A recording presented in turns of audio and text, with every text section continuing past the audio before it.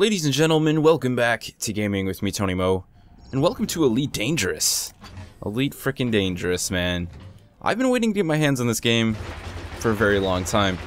Now, the reason I didn't pick it up and I ended up grabbing Star Citizen, of course, towards the start especially, was the price point that Elite had. Now, Star Citizen, you can spend a lot of money on it. I know people who have spent a lot of money on it.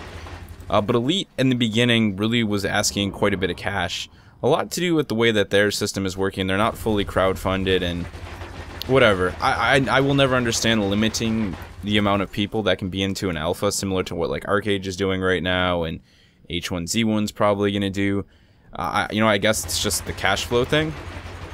But I don't know. I've always been a big fan of David Braben. I've actually played the original Elite games just because. I mean, how can you not? They're just so insanely retro. It's ridiculous.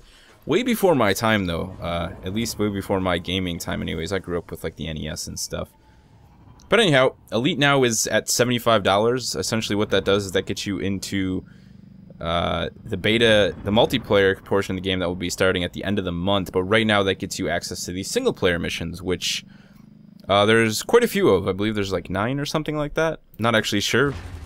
This is the very first one, though. There actually is a little bit of story behind each of these missions, which I find to be very cool. Essentially, you're set out to clean up some waste for a corporation in hopes that they'll give you a better mission. And, yeah, and then it goes from there. I've already done a couple more after this. We'll check out some of the combat missions, but I just kind of want to give you guys my first impressions on how the game feels. And what I can tell you right now is that I played it for about 3 hours yesterday. 3 of those hours were absolutely sucking with an Xbox controller before I finally was like, why don't I just plug in my X52? There's a reason I have it. A good friend sent me his X52 when he bought his X55, and that's what I'm flying with right now, and my god, this is one of the best games I've ever used the X52 on. Now, I can't say I have a really large history with the X52, but I fly DCS with it, I've flown Arma with it, flown Star Citizen with it. I've used it for quite a few things, and this probably feels the best for some strange reason. I think it's just because it's a space game, and I'm actually in space flying doing things with the X52, and it's just a lot of really satisfying small bits to it. And we completed that mission, so we're going to go ahead and move on and take a look at some of the actual combat scenarios that I've unlocked, and just talk a little bit more about the game in general. So here you go, you can see that we have a total of actually, yeah, there's 9 of them, I guess. Completely random guess, and I was right. So waste disposal, first kill, sidewinder face-off, and recon wing is where I'm at right now, which is actually a very difficult mission. And I'm still actually working out some of the key bindings on the X52. They have the default one set up. The issue is I just don't know the numbers. So when you go to the key binding setting, it's like, hey, fire missiles is Joy 5. I'm like, what's Joy 5? So let's go do the first kill one, though. We'll work our way up to me getting my my collective arse handed to me. But overall, I've been genuinely impressed with the one portion of the game that I've got to experience, which is flying ships, the flight mechanics. They're super, super tight, and of course Elite has had a very long time to actually work through a lot of this stuff, because it's just, they've been testing, and they've had this bit of the game in people's hands for quite some time, so I know it wasn't always this good. I've seen a lot of videos of I remember watching a lot of videos of this when it was early on, but let's go ahead and take a look at what this guy's doing over here. Let's get ahead and get a lock on him. So this is our target. He doesn't actually know we're engaging him yet, and you'll notice that our weapon systems are hidden right now. We don't have them deployed. They're actually retracted. So we can sort of just follow him from a safe distance until he realizes something's going on. Of course, if we lock out of range, we do lose contact, which is no good for us. What we're going to do instead is use our quick target system here. So let's go ahead and deploy the weapon system and get ready to engage. Looks like we're firing with some dual pulse lasers. These are not gimbaled, so it's going to require a bit of precision on our part, but I don't think we should have an issue. Now, if you look to the bottom right of our cockpit, you will see 3 slots: engine, system, and weapon. Not sure if you guys can see that. Maybe you'll be able to find it. Essentially, that's our quick power management. So I can go ahead and kick everything over to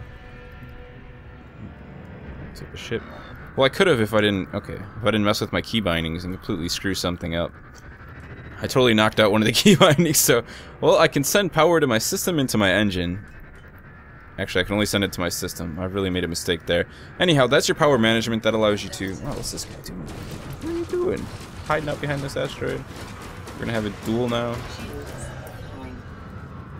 So you can throw your power management system around very quickly, and of course putting more power to the engines will allow you to do quicker maneuvers, more powers to systems. You can bring, you know, have your shields regenerate quicker, and then of course more power to weapons gives you a little bit more power to your weapons, essentially making it so they don't overheat as quick.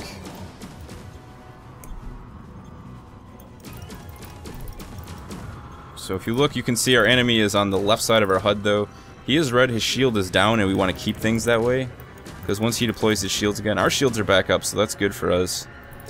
We need to keep his shields down, though. Just pummel him with pulse lasers. He is going down. Mission successful. So a very simple mission, right? My favorite part about these single player missions that I have access to right now is the learning curve is outrageous. So that was our first kill. Let's go to the Sidewinder face-off. I spent about 2 hours trying to do this with the Xbox controller before I was just like, you know, I don't feel like messing around with the Xbox controller. I know people have gotten it to work in Elite very well. I just want to play with the X52 at the end of the day. So I plugged it in and I was able to complete the mission. So let's see what we can do, because this guy was pretty much going to attack us immediately. So what we need to do is we need to immediately target him. We need to deploy systems. Again, we're running dual pulse lasers. What's really going to hurt us here is not being able to actually toggle our power management. I really screwed up on that one, but let's see what we can do. I should have just paused, but no pausing during the video. We must fight in space. Don't know why I did a samurai accent, but I did. Let's take this dude out. Let's go back. Reset weapon systems. Oh, we got him this time, man. He is going down. Let's get ready. He's gonna try and pull a maneuver on him. Let's lead him. He's coming straight at us. Hit him.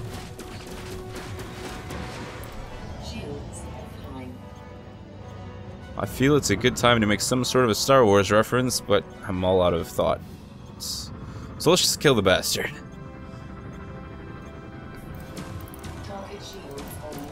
Oh, he got the shields back up. Let's get him down quick.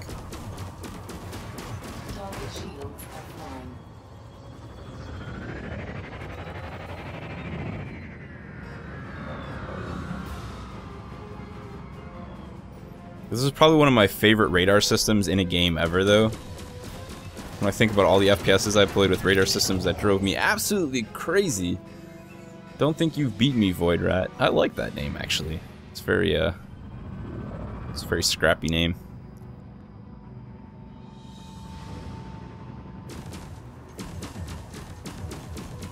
We're on his 6. Heavy damage. Let's keep fire on him. Our system's overheating because we can't divert power to the weapons, otherwise we could put maximum damage on him right now. That's all on me.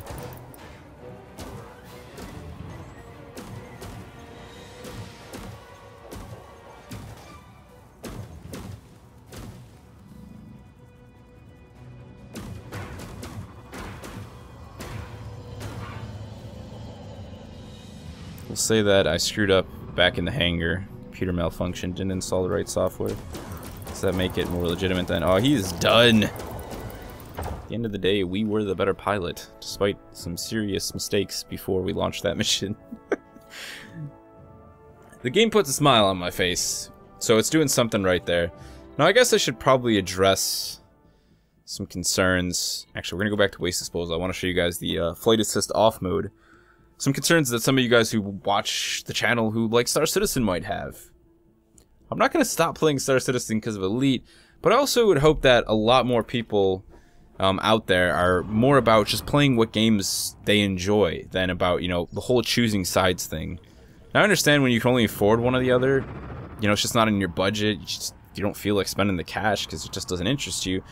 It's easier to tend to pick a side and just be like, you know, screw that, I like this better than that. But, I mean, there's no reason to hate on Elite. They're both going to be really fantastic games in my eyes. I'm very excited to play both of them. And the fact is that Elite is a lot further on than Star Citizen right now. So, come the 29th, I'm going to be playing a decent chunk of a game. You know, I'm going to be able to actually go out and bounty hunt and scrap and run transports, which is something I'm looking forward to very much. Just in general, I've been stunned by Elite, what I've seen of it, and to finally get my hands on it was a really, really big it was a really exciting moment, you know, I was pretty stoked. But let's talk a little bit about some of the other systems inside of the ship, I guess, because as I said, that's what we're doing right now. We're flying the ship. I might as well show some of that stuff off. So what's really cool is, again, how the weapon system works. So I can actually flip up my nice little covered switch here on my X-52 and deploy the multi-cannons, or I can close the multi-cannon so I can actually fly in sort of a, you know, safe mode, I guess you could say. I can also go ahead and hit this switch, and I can enable silent running. Now, silent running is going to close the vent ports on my ship that you know, disperse heat from the ship to help it run cool. So what that means is that my ship is going to start building up heat very, very quickly. Now, if we go ahead and we look over here, we can see under modules, total heat generated, that number is simply climbing. So as long as we're in stealth mode, we're going to continue to climb.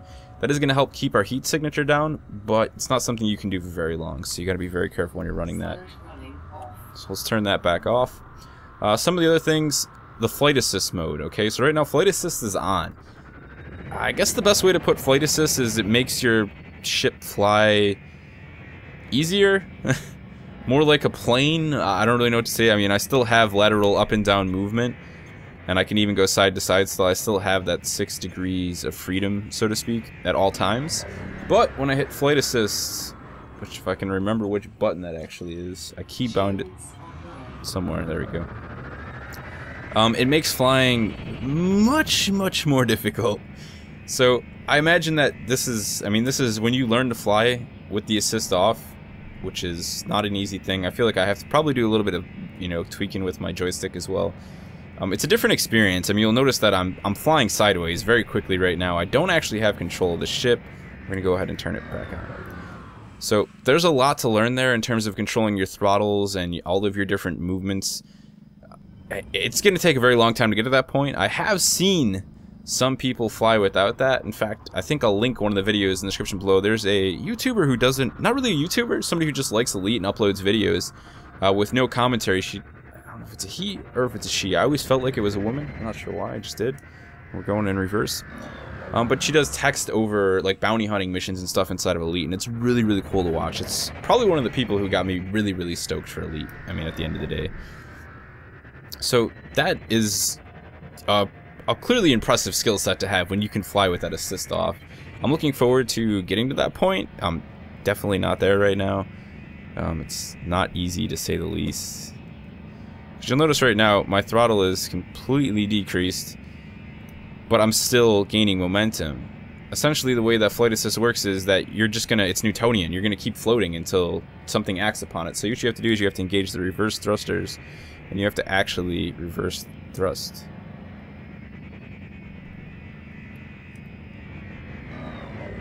So there we go. Of course, the ship is gonna fight all along. It's just not easy, man. Let's just put it that way. It's not easy at all. Well, let's go ahead and let's head on to the most recent scenario that I'm at. Nope, that's not what we want to do. Save and quit to the main menu, and see how we can handle ourselves. Now, in this mission in Recon Wing, you can see, we'll go ahead and read it here. They give us a nice little description. Rumors are that local federal forces are taking an interest in some of Mastopolo's more recent finds. Your contact is concerned enough about the Imperial inspectors and doesn't want two superpowers sniffing around. It is vital to take out this small federal recon wing without leaving a trace. Hopefully a patrol going missions this far out on the frontier is not so unusual. So, this company, Mastopolos, that's who we're working for. That's the guys that we started off in the very beginning. We started this tiny little waste disposal contract and hoped that they would give us more. And they've given us more. We've gotten some fat bounties, and we've also made a small name for ourselves here in the world of Elite Dangerous. Now, that bounty and that wanted level actually does carry over when you start playing the multiplayer. You'll have that on you. And, of course, people can lock onto you, and they can look at your history, and they can see, he's wanted. And I'll see how much he's worth, and you can pretty much decide from that point whether or not they would like to go ahead and engage you. But let's go ahead and take a look at our contacts here. So we've got 4 federal fighters. Apparently they just think I'm like the sweetest pilot in the galaxy, that I just kick ass ultimately, because freaking 3 guys, man. So if we take a look at their drives, we can actually access all this information. Of course, it's a little bit intense to do something like this in combat, but you wouldn't, you know. This is more of a, like a pre-setup. Okay, he's got 2 multi-cannons. He's got 2 drives, he's got his shield gen, all that's at 100%. They're probably all running the same thing, considering for the most part that they are all Federation fighters, so. Let's go ahead and follow the guy that we have a lock on. Again, our weapons aren't deployed, so we're just like some casual patrol out on the edges of space right now. If we go ahead and toggle through, we can see we have 1, 2, 3, 4. Our best bet's probably going to be to engage one of the guys from behind as quickly as possible. So let's go ahead and get a missile lock on this mofo. Fire missiles. One target down.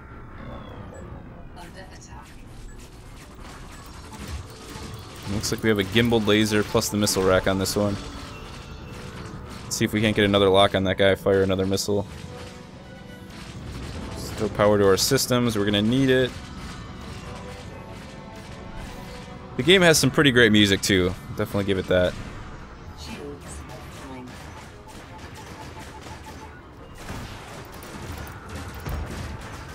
Lost our shields, we really need to bug out.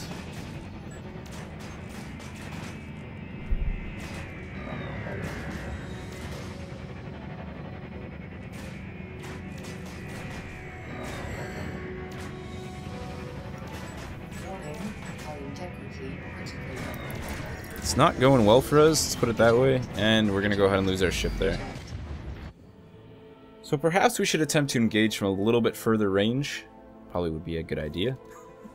Let's go ahead and give that one more try. If not, we will complete this mission in another video. But I think we can make it happen. We're gonna engage from a much further range. Maybe we can at least take off 2 off the break with the missiles. I mean, you feel like you're cheating when you say like, I'm gonna deploy missiles on these bastards, but you're not. The AI is actually pretty astounding at combat sometimes, and once they get on your tail, man, you're gonna see some serious damage. So let's wait till these guys are in formation, because they're pretty stretched out right now. Let's go ahead and kill the engines a little bit. In fact, while we're at it, let's go ahead and engage stealth mode. Now, the one thing you have to be careful about silent mode is it shuts down your shields, as far as I know. So when you're in silent running, and you're just in the open like this makes no sense. We're going back. We're gonna wait for our shields to regen before we engage. That was just stupid. Yeah, exactly. Silent running mode isn't for every situation. It doesn't just make you invincible. It's a tactician's tool, is the best way to put it.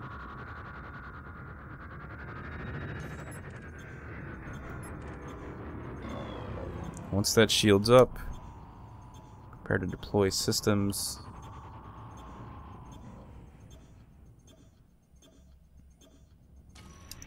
Shields online.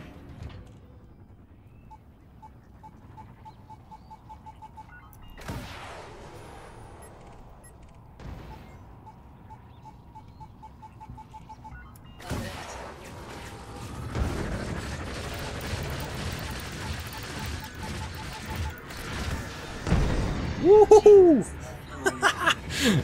That was sweet. Tony Mo PC. Man, this dude's Tony Mo PC. I don't know who this guy is, but he's scary. How many did we take out? How many are left? Oh my god, there's like... Apparently I didn't actually kill any of them. Did they not blow up, or was it just me? I think I just actually did damage and put a bounty on them, and I'm sitting here like, I totally killed them with those missiles. Ah, fantastic. Absolutely fantastic. So guys, that's been a look at Elite Dangerous. You can definitely expect a lot more Elite Dangerous content here on my channel. I'm going to mix it in with Star Citizen and Arma and Grid and everything else I'm playing, because I enjoy it. It's a freaking awesome game, man. I'm just enjoying the flight system, you know. I can't wait for the 29th, the end of this month. I'll be able to get my hands on the multiplayer, and we'll be doing some bounty hunting missions, and oh, it's gonna be great. I'm really excited to actually be using my X-52 for something as well, and we'll see how my progress goes in terms of flying without flight assist on when the game when we get to that point. But I think it's gonna be a while before I get comfortable with this. I mean, it's like, jeez, dude, it's like driving a car if the wheels were made out of I don't know, pencils. I really don't have a good analogy for that. Let me know your guys' thoughts on Elite Dangerous. If you have any questions about the game or my experience with it, you know, there's anything that I didn't really talk about here, feel free to ask me in the comment section below.